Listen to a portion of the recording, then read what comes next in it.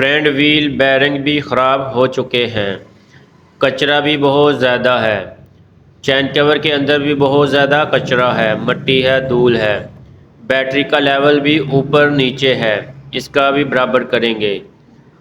और व्हील के अंदर भी काफ़ी दागा है और कचरा जमा है। चैन गरारी को भी वॉश करेंगे। रियर व्हील के बैरिंग भी ख़राब हैं और हब के अंदर लूज़ है, ये खुद ही बाहर आ चुका है। तो प्लग की जो चिमनी है वो भी बैठ चुकी है। न्यू प्लग बिल्कुल उसकी चिमनी ओपन है और जो पुराना प्लग है उसकी वजह से पेट्रोल एवरेज भी ज़्यादा होती है। आयल जब खोलें और आयल गेज ज़रूर खोल लें, क्योंकि आयल आसानी से निकलता है। शो पट्टी के अंदर काफ़ी लूजिंग है, इसकी लूजिंग भी ख़त्म करेंगे। इसके अंदर एक पैकिंग रखेंगे, सीट को ओपन कर लेते हैं और शो पट्टी के अंदर भी एक पैकिंग रखेंगे और शो पट्टी को बेहतरीन करेंगे। उसके बाद किल्ली बहुत लूज़ है, इसको भी अच्छे तरीके से फिट करेंगे और सही करेंगे। सारी गाड़ी को एक दफ़ा खोल लिया है और कस्टमर को बता देते हैं कि कौन सी चीज़ें इसकी ख़राब हैं और कौन सी चलने के काबिल हैं। सफाई आप जितनी भी कर लें उतनी ही कम है, जितने अच्छे तरीके से साफ़ कर लें उतनी ही कम है। चैन बिल्कुल बेहतरीन साफ़ हो चुका है। बिस्मिल्लाहिर्रहमानिर्रहीम। अस्सलाम वालेकुम दोस्तों, आज हम CD ड्रीम की ट्यूनिंग करेंगे और कैसे ट्यूनिंग करनी है एक एक चीज़ आपको वाज़िया तौर पर बताएंगे। क्योंकि अगर आप ख़ुद नहीं कर सकते लेकिन आप किसी भी मैकेनिक से ट्यूनिंग करा सकते हैं कि आप इस तरह ट्यूनिंग करें। ट्यूनिंग का मकसद क्या है, असल ट्यूनिंग का जो वजह है, जो ट्यूनिंग क्यों करवाते हैं, असल मकसद क्या है, वो आज हम आपको एक एक चीज़ बताएंगे। मैग्नेट कवर हमने खोल लिया है, चैन कवर खोला है, इसके अंदर बहुत ज़्यादा डस्ट है। इसको हम पेट्रोल के साथ वॉश करेंगे, मैग्नेट कवर को भी वॉश करेंगे। तो हम कारपोरेटर 8 नंबर टी रॉड की मदद से खोल लेते हैं और कारपोरेटर को ओपन कर लेते हैं, क्योंकि कारपोरेटर को अंदर से वॉश ज़रूर किया जाता है।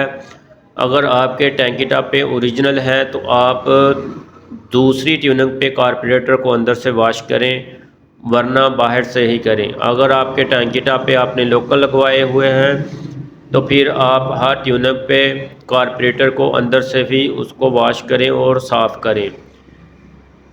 बैटरी का लेवल ज़रूर चेक करें, क्योंकि इसका लेवल काफ़ी ऊपर नीचे है। तो फ़िल्टर जब आप निकालें तो फ़िल्टर सर्दियों के दिनों में बड़ी मुश्किल से निकलता है, तो आपने फ़िल्टर को बड़े ही आराम से निकालना है। तो जो देहाती इलाकों में चलती है उसका फ़िल्टर कैसे फ़िट करना है वो भी आपको एक एक चीज़ बताएंगे इस वीडियो के अंदर। ये फ़िल्टर के अंदर काफ़ी ज़्यादा डस्ट है। अब हम रियर व्हील इसका ओपन करते हैं, खोलते हैं। सारी गाड़ी को एक दफ़ा खोलकर फिर कस्टमर को बताया जाता है कि कौन कौन सी चीज़ें आपकी ख़राब हैं, कौन सी चीज़ें चल सकती हैं। आगे कस्टमर की मर्ज़ी के मुताबिक हमने चलना होता है। अगर वो कहे कि तब्दील कर दो तो हमने तब्दील करनी होती है, लेकिन खोल कर जो चीज़ें डैमेज होती हैं हमारा फ़र्ज़ होता है कि कस्टमर को आगाह किया जाए, उसको बताया जाए कि कौन सी चीज़ें वो उसकी न्यू तब्दील होने वाली है। आगे कस्टमर की मर्ज़ी होती है वो तब्दील करवाए या ना करवाए, ताकि कस्टमर को पता हो कौन सी चीज़ें उसकी डैमेज हो चुकी है। तो इसका चैन गरारी भी हम खोलेंगे, बाहर निकालेंगे, क्योंकि चैन गरारी को भी हम वॉश करेंगे पेट्रोल के साथ। अगर आप पेट्रोल के साथ चैन गरारी को वॉश करते हैं तो चैन गरारी की लाइफ डबल हो जाती है। रियर हब के अंदर बैरिंग लूज़ है, इसके अंदर खराद वाले के पास बुश लगाए जाते हैं, लेकिन हम बैरिंग ऐसे ही टाइट करेंगे। कैसे करेंगे ये आपको बताते हैं, क्योंकि इतने ज़्यादा लूज़ नहीं, कम है, इसलिए हम इसको ही टाइट करेंगे। उसके बाद प्लग खोलते हैं और प्लग चेक करते हैं कि ख़राब है कि ठीक है। प्लग बिल्कुल ख़राब हो चुका है, इसकी जो चिमनी है वो बिल्कुल बैठ चुकी है और पेट्रोल एवरेज फिर ज़्यादा बढ़ जाती है। तो प्लग की चिमनी ये न्यू की देख लें आप कितनी ज़्यादा ऊपर है और पुराने की नीचे चली गई है। तो न्यू लगा लें, पेट्रोल एवरेज बेहतरीन हो जाती है। फ़िल्टर भी न्यू लग जाए और पेट्रोल एवरेज और ज़्यादा बेहतर हो जाती है।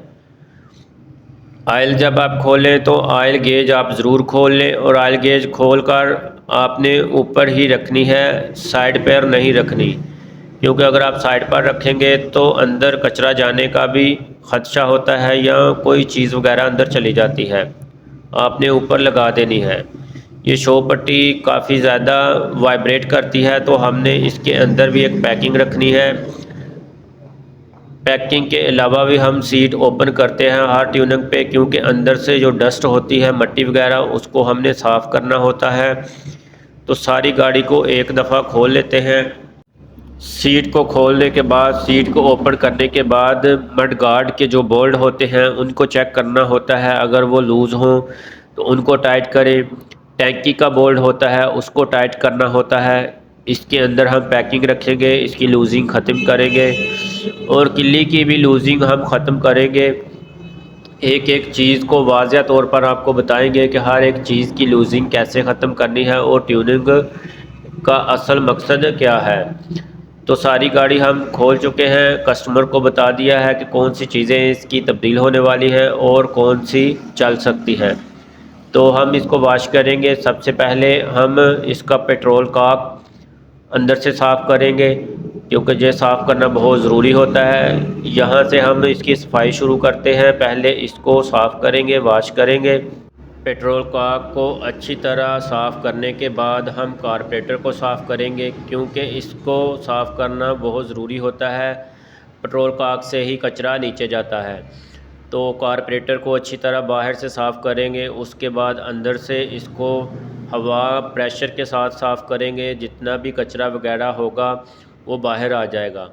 उसके बाद गरारी फ्रंट गरारी के आसपास जितना भी कचरा होगा उसको साफ़ करना होगा, क्योंकि अगर आप पेट्रोल के साथ चैन गरारी को अच्छी तरह वाश कर लेते हैं, उसके बाद इसको न्यू ऑयल लगाते हैं, यानी ट्यूनिंग के बाद भी अगर आप चैन वगैरह को ऑयल लगाते हैं, अगर आप न्यू ऑयल लगाते हैं तो हर ट्यूनिंग पे चैन गरारी को वाश करवाते हैं तो आपके चैन गरारी की जो लाइफ है वो डबल हो जाएगी। अगर 6 माह आपके चैन गरारी ने चलना है तो 1 साल लाजमी आपका चैन गरारी चलेगा, क्योंकि जो डस्ट होती है, डस्ट की वजह से चैन गरारी बहुत जल्द ख़त्म हो जाता है। लेकिन अगर हर ट्यूनिंग पे चैन गरारी को आप वाश करवाते हैं और उसके बाद न्यू ऑयल लगाते हैं तो फिर आपका चैन गरारी बहुत ज़्यादा देर चल सकता है, और जितनी देर चलेगा बेहतरीन तरीके से चलेगा, लूजिंग का मसला भी नहीं आता। तो चैन हमने बिल्कुल अच्छे तरीके से वाश कर लिया है। उसके बाद हम इसको प्रेशर लगाएंगे हवा का, जो भी कचरा होगा वो भी बाहर आ जाएगा। उसके बाद रियर गरारी है उसको भी अच्छे तरीके से वाश करेंगे, क्योंकि जितनी भी डस्ट है वो वाश करने से ही वाश करेंगे तो वो जाएगी। उसके बाद चैन कवर जो है उसको भी हम अच्छे तरीके से वाश करेंगे, और जो रियर प्लेट है ब्रेक शू वाली, इसको भी हम वाश करेंगे। इसके अंदर भी बहुत ज़्यादा डस्ट है। ब्रेक शू प्लेट को वाश करना भी बहुत ज़रूरी होता है, क्योंकि इसकी डस्ट को अगर ख़त्म कर लें तो ब्रेक शू की लाइफ भी डबल हो जाती है। तो चैन कवर को भी अंदर से वाश करेंगे। जितनी भी इसके अंदर मट्टी है, डस्ट है, उसको भी हम अच्छे तरीके से वाश करेंगे। तो ये भी तकरीबन वाश हो चुका है। उसके बाद सफाई की बारी कंप्लीट हो चुकी है और जोड़ने की बारी आती है। सफाई के बाद हर एक चीज़ को हम दोबारा फिट करेंगे जैसे ही खोला था। तो फ़िल्टर कवर जो इसका वो ख़राब हो चुका था, फट चुका था, मट्टी डस्ट अंदर जाना तो बहुत ही आसान काम हो चुका था उसके लिए, इसलिए हमने तब्दील कर दिया है। अगर आप देहाती इलाकों में चलाते हैं तो इसके अंदर आप मोबिलाइल लगा लें साइडों पे। तो अगर आप सिटी के अंदर चलाते हैं तो ना भी मोबिलाइल लगाएं तो आप चला सकते हैं, लेकिन देहाती इलाकों में चलाने के लिए आप ऑयल ज़रूर लगा लें, ताकि डस्ट उसके मोबिलाइल के ऊपर जम जाती है और फ़िल्टर साफ़ रहता है।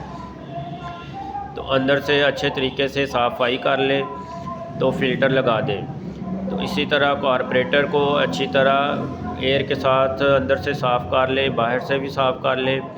और इसको दोबारा वैसे ही फिट कर दें। इसके अंदर से कोई भी चीज़ को आपको छेड़ने की ज़रूरत नहीं है। पेट्रोल एवरेज अगर आपने कम करनी है तो वह उसका स्क्रू बाहर लगा हुआ है, आप बाहर से आसानी से कर सकते हैं।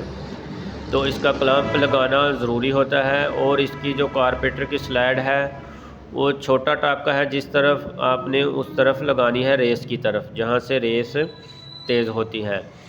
और जो स्लाइड का बड़ा टाका है वो आपने दूसरी साइड पर रखना है। ये स्लाइड हमारी बैठ चुकी है, इसको आप लाजमी चेक करें कि बैठ चुकी है या नहीं। उसके बाद जो कारबोरेटर हड्डी होती है उसका रिंग की साइड आपने अगली साइड की तरफ रखनी है, फ्रंट साइड की तरफ, क्योंकि रिंग जो है वो कारबोरेटर की तरफ नहीं रहता, कारबोरेटर का अपना रिंग होता है। और जो फ्रंट साइड है वहाँ आपने इसका रिंग रखना है। तो ट्यूनिंग के अंदर हर एक चीज़ को, हर एक नट बोल्ट को चेक करना बहुत ही ज़रूरी होता है, क्योंकि अगर आप 1 महीने बाद या 2 महीने बाद ट्यूनिंग कराते हैं तो आपके नट बोल्ट टाइट रहें और गाड़ी अच्छे तरीके से चले। बैटरी का लेवल हमने ठीक कर लिया है, चार्जिंग भी इसको कर लिया है, और दोबारा इसको फिट करें। और इसका जो ओवरफ्लो पाइप है वो लगाना ना भूलें आप, उसको आप लाजमी लगाएं, क्योंकि जो ओवरफ्लो पाइप होता है उसको लगाना बहुत ही ज़रूरी होता है। अगर आप नहीं लगाएंगे तो फिर आपका इंजन के ऊपर जो निशानात बन जाते हैं तेज़ाब की वजह से, फिर वो ख़राब हो जाता है। तो हम इसके टैपर टाइट करेंगे, चेक करेंगे। उसके बाद बारी आ जाती है टाइपड की। तो टाइपड हम इसके टॉप पर करेंगे, ये टी का निशान हमने लगाया है, और जो इंजन का डॉट का निशान है उसके बराबर आप रखेंगे। ये डांसिंग मोड में है अभी। तो हम इसको एक दफ़ा घुमाकर फिर दोबारा चेक करेंगे। ये तकरीबन अब टॉप पोजीशन पे है। टॉप पोजीशन पे रख कर आप टैपर चेक कर लें, गेज के साथ आप चेक कर लें। अगर आपके पास गेज नहीं तो आप अंदाज़न भी इसको चेक कर सकते हैं, इतना ज़्यादा मसला नहीं होता। ये 10 mm की गेज है, तो हम इसके साथ इसको चेक करेंगे। तो दोनों ही टैपर, एक थोड़ा सा टाइट है और एक लूज़ है। ऊपर वाले को हमने थोड़ा सा लूज़ किया है और नीचे वाला थोड़ा सा टाइट है, लूज़ है, उसको टाइट करना है। तो टैपर एडजस्टमेंट भी बहुत ज़रूरी होती है। अगर आपकी टैपर एडजस्टमेंट ठीक होगी, गाड़ी की स्टार्टिंग भी ठीक होगी और पेट्रोल एवरेज भी ठीक रहेगी। उसके बाद जब ऑयल आप डालें तो उसका नट लाजमी टाइट कर लें, और ऑयल किसी अच्छी कंपनी का ही आप इस्तेमाल करें।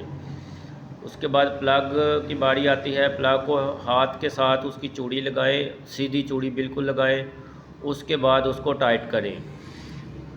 तो प्लग भी हमारा टाइट हो चुका है। उसके बाद बारी आती है इसकी क्लच की। क्लच की जो स्पेस है अगर वो कम हो जाए तो उसको ज़्यादा करने के लिए कैसे आपने स्पेस को ज़्यादा करना है। अगर आप उसकी स्पेस ठीक करेंगे तो क्लच नरम रहेगा और बेहतरीन तरीके से चलेगा। तो हम इसकी साइड टिक्की खोलेंगे, इसके अंदर से इसको ग्रीस भी करेंगे और इसकी एडजस्टमेंट भी करेंगे, ताकि ऊपर जो नट पैकिंग टैप रखा हुआ है उसको भी ख़त्म करें और अंदर से इसकी एडजस्टमेंट भी ठीक तरीके से करें। तो इसको पहले ग्रीस कर लेते हैं, और ग्रीस करने के बाद इसकी जो एडजस्टमेंट है वो आपको बताते हैं कि इसकी एडजस्टमेंट कैसे करनी है। इसको आपने अच्छी तरह साफ़ कर लेना है। अगर पेट्रोल के साथ कर लें या किसी कपड़े की मदद से अच्छी तरह इसको साफ़ कर लें और अच्छी ग्रीस लगा लें आप। तो इसको हमने ग्रीस लगा ली है और इसकी एडजस्टमेंट कैसे करनी है ये आपको बताते हैं। आपने अंदर वाले स्क्रू को थोड़ा सा टाइट करना है, ताकि जो इसकी स्पेस कम हो गई थी थोड़ी सी स्पेस भी ज़्यादा हो जाएगी और क्लच भी नरम हो जाएगा। अंदर से आपने एडजस्टमेंट ऐसी करनी है कि किक भी फंसना शुरू ना हो जाए, क्योंकि किक अगर फंसेगी तो आपने ज़्यादा समझ लें कि टाइट कर दिया है। थोड़ा सा उसको कम करके उसकी किक को भी नॉर्मल रखना है और उसकी एडजस्टमेंट को भी, जो स्पेस है उसको भी ज़्यादा करना है। हमने इसका नट भी निकाल दिया है जो अंदर था और एडजस्टमेंट कर दी है। इसकी एडजस्टमेंट बहुत ज़रूरी होती है।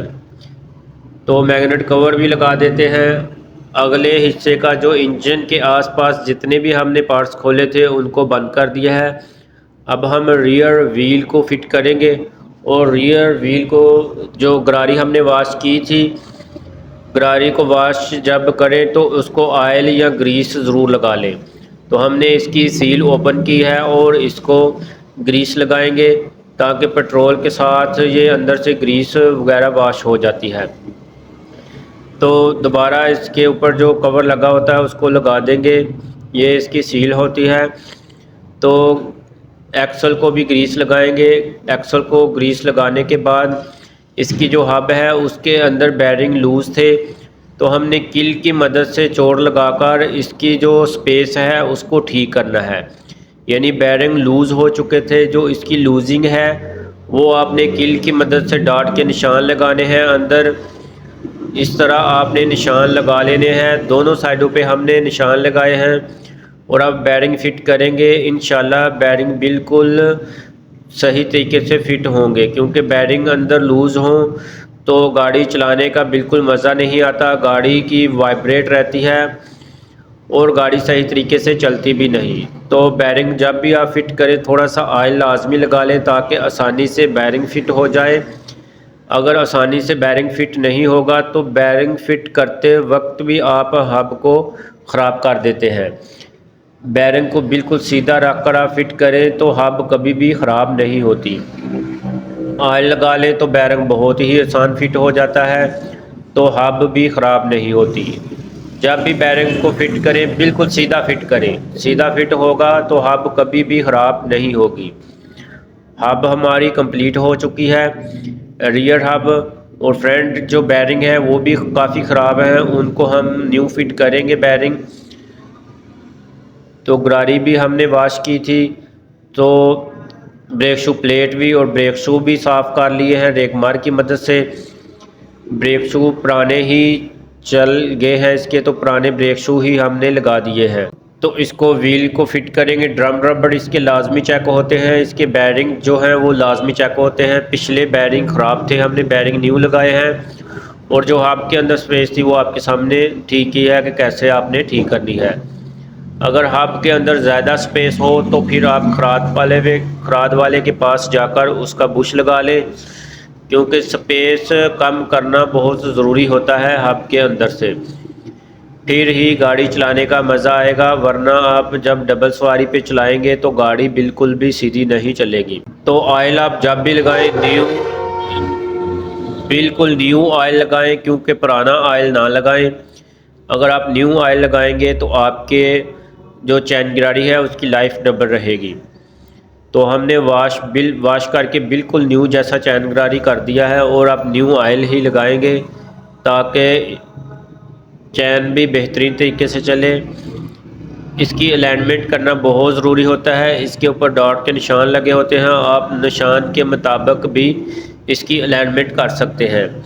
अगर डॉट के निशान नहीं है तो आप अंदाज़न भी इसकी एडजस्टमेंट कर सकते हैं। बाज़ औक़ात चिड़ी वगैरह तब्दील कर दी जाती है, अगर आपने लोकल चिड़ी लगा दी है तो फिर उसके ऊपर डॉट का निशान नहीं होता, या किसी के ऊपर होता भी है किसी के ऊपर नहीं होता, तो फिर आप उसकी अंदाज़न एडजस्टमेंट करें चैन की। तो सीट को भी हमने ऊपर से साफ़ कर लिया है अच्छी तरह, और मडगार्ड के अंदर जो बोल्ट थे उनको टाइट कर लिया है, टैंकी के बोल्ट उनको टाइट कर लिया है। यानी जितने भी नट बोल्ट हैं उनको टाइट करना बहुत ही ज़रूरी होता है, ताकि अगर 1-2 माह आप ट्यूनिंग नहीं कराते तो गाड़ी आसानी से चल सके। तो हमारी ट्यूनिंग तकरीबन कंप्लीट होने वाली है। अब हम इसको गाड़ी को लिफ्ट से नीचे उतारेंगे और फ्रंट व्हील जो है उसको चेक करेंगे, उसके बैरिंग न्यू लगाएंगे, उसकी सफाई करेंगे और दोबारा फिट करेंगे। और उसकी जो race cable, brake cable, clutch cable और इन केबल को चेक करेंगे और केबल को ऑयल वगैरह लगाएंगे ताकि केबल भी नरम चले, क्लच भी नरम रहे, अगली ब्रेक भी नरम रहे और रेस की जो केबल है उसके ऊपर हम ग्रीस लगाएंगे, क्योंकि ऑयल लगाएं तो फिर ऑयल बाहर आ जाता है। तो वीडियो शॉर्ट रहे इसलिए हमने इसके बैरिंग फिट कर लिए हैं। अब साफ़ करके हम इसको जल्दी से फ्रंट व्हील को फिट करेंगे। और जो केबल है, इनकी केबल को कैसे ऑयल लगाना है हम आपको बताते हैं कि केबल का ऑयल आपने कैसे लगाना है। इसको अच्छी तरह एक्सल को ऑयल लगा लें और व्हील को फिट कर दें। अगर मीटर किसी भी गाड़ी का मीटर चलता है तो आपने मीटर गाड़ी के ऊपर ग्रीस लाजमी लगानी है, क्योंकि इसका मीटर बिल्कुल बंद है। तो इसकी केबल और इसकी मीटर गाड़ी को कुछ भी करने की ज़रूरत नहीं है। अगर मीटर चलता है तो मीटर केबल को भी ऑयल लगाना ज़रूरी होता है और मीटर गाड़ी को भी ग्रीस लगाना बहुत ज़रूरी होता है, ताकि उनकी लाइफ भी बढ़ जाए। तो फ्रंट व्हील भी हमारा कंप्लीट हो चुका है और अब हम इसकी जो केबल हैं उनको ऑयल लगाएंगे। कि ऑयल कैसे लगाना है ये हम आपको आसान तरीका बताएंगे, क्योंकि जैसे जैसे जदीद दौर आता जाता है तो काम करने के अंदाज भी बदलते जाते हैं। तो हम इसको ऑयल कैसे लगाएंगे ये आपको केबल खोल कर बताते हैं कि ऑयल आपने कैसे लगाना है। ये इसकी वायरिंग थोड़ी सी ख़राब थी तो इसके ऊपर हम टेप लगा रहे हैं, क्योंकि इस तरह के छोटी मोटी चीज़ें आप चेक करेंगे ट्यूनिंग के अंदर तो आप एक कामयाब मैकेनिक भी हैं और कामयाब हैं। छोटी चीज़ें आपने चेक करना ट्यूनिंग के अंदर बहुत ही ज़रूरी होता है। कारपोरेटर या व्हील चेक करना तो बहुत आसान काम है और एक रनिंग काम होता है, लेकिन जो छोटे काम है सेफ गार्ड के बोल्ट हो गए या लीवर की लचक होती है, ब्रेक लीवर, क्लच लीवर, वो आपने ठीक करनी हो, ये ऐसी चीज़ें होती हैं जो आपने चेक करनी होती हैं। ये हमने इंजेक्शन रखा हुआ है, इसके साथ हम केबल को ऑयल लगाते हैं, क्योंकि केबल के अंदर ऑयल चला जाता है, ये कपड़ों के ऊपर भी नहीं गिरता और कस्टमर को भी इसकी कोई दिक्कत या कोई तकलीफ़ नहीं होती। सिर्फ इसके अंदर आप ऑयल लगा दें, वो ऑयल आसा सा अंदर चला जाता है नीचे की तरफ। तो ऑयल लगाकर हम इसको थोड़ी देर छोड़ देंगे और इसकी जो रेस केबल है उसको ग्रीस लगाएंगे। उतनी देर में इनका जो ऑयल है वो नीचे चला जाएगा। तो वीडियो अच्छी लगे वीडियो को लाइक ज़रूर कीजिएगा, चैनल को सब्सक्राइब ज़रूर कीजिएगा और दोस्तों के साथ शेयर ज़रूर कीजिएगा। इस ट्यूनर को देखकर आप किसी भी मैकेनिक से इस तरह आप आसानी से ट्यूनिंग करवा सकते हैं, क्योंकि ट्यूनर का मकसद असल यही होता है कि ट्यूनर के अंदर हर एक चीज़ को चेक किया जाए। केबल को ऑयल लगा दिया है तो इनकी भी लाइफ डबल हो जाएगी। जिस तरह हर चीज़ के ऊपर ऑयल वगैरह लगा दिया जाता है तो उसकी लाइफ डबल हो जाती है। ट्यूनर का असल मकसद ही यही होता है कि हर एक चीज़ को अच्छे तरीके से चेक किया जाए और फिर आपको 1-2 माह परेशानी नहीं होगी। लेकिन अगर गाड़ी की चेकिंग ही अच्छे तरीके से नहीं होगी, ट्यूनिंग अच्छे तरीके से नहीं होगी, तो फिर आपको बार बार मैकेनिक के पास भी जाना पड़ेगा और बार बार ट्यूनिंग कराने की भी ज़रूरत पेश आएगी। तो वीडियो अच्छी लगे वीडियो को लाजमी शेयर कीजिएगा, लाइक ज़रूर कीजिएगा और कमेंट में भी अपनी राय का इजहार ज़रूर कीजिएगा। अल्लाह हाफिज़।